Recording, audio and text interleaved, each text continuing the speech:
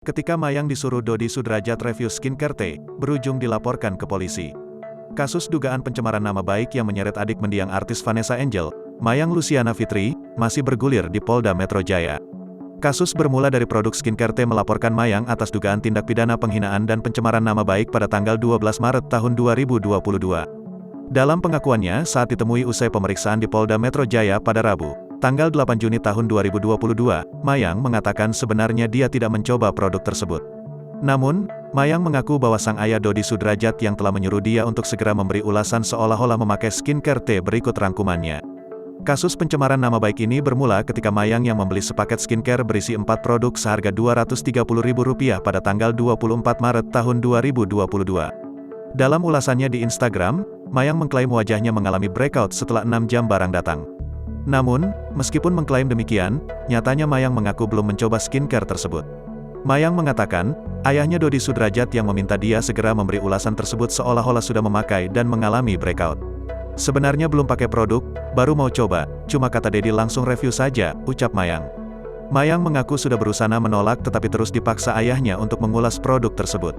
Dari awal sebenarnya yang nyuruh aku review itu Dedi, aku udah berusaha untuk nolak, ujar Mayang. Berujung laporan polisi karena ulasannya, Mayang mengaku sudah berupaya untuk berdamai serta meminta maaf kepada produk skincare teh namun, pihak pelapor belum membuka komunikasi dengan Mayang. Bahkan, pesan Mayang di Instagram pun belum dibalas. Mayang yang mengaku tidak memiliki nomor pihak skincare teh hanya bisa berusaha meminta maaf melalui direct message atau DM Instagram. Aku terus berusaha sih minta maaf, ucap Mayang. Aku juga mohon untuk pihak Tan Skinnya tolong bales DM, tambahnya. Berbeda dengan keinginan Mayang, Dodi Sudrajat justru meminta anaknya untuk berjuang melawan skincare teh dan melarang untuk berdamai. Aku memang sudah dari lama pengen minta maaf, cuma Dedi masih gitu, masih melarang. Aku sih pengen damai, kata Mayang. Meski Dodi bersikeras untuk tidak berdamai, Mayang tetap berusaha menghubungi pihak pelapor untuk menyampaikan permintaan maafnya. Mayang mengaku pusing dan stres menjalani pemeriksaan dan ditanya puluhan pertanyaan oleh penyidik.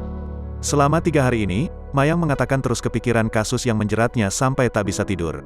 Mayang mengaku kapok, menuruti permintaan ayahnya karena tak enak hati. Mayang mengaku kapok dan menjadikan hal tersebut sebagai pelajaran agar tak lagi terjadi di kemudian hari.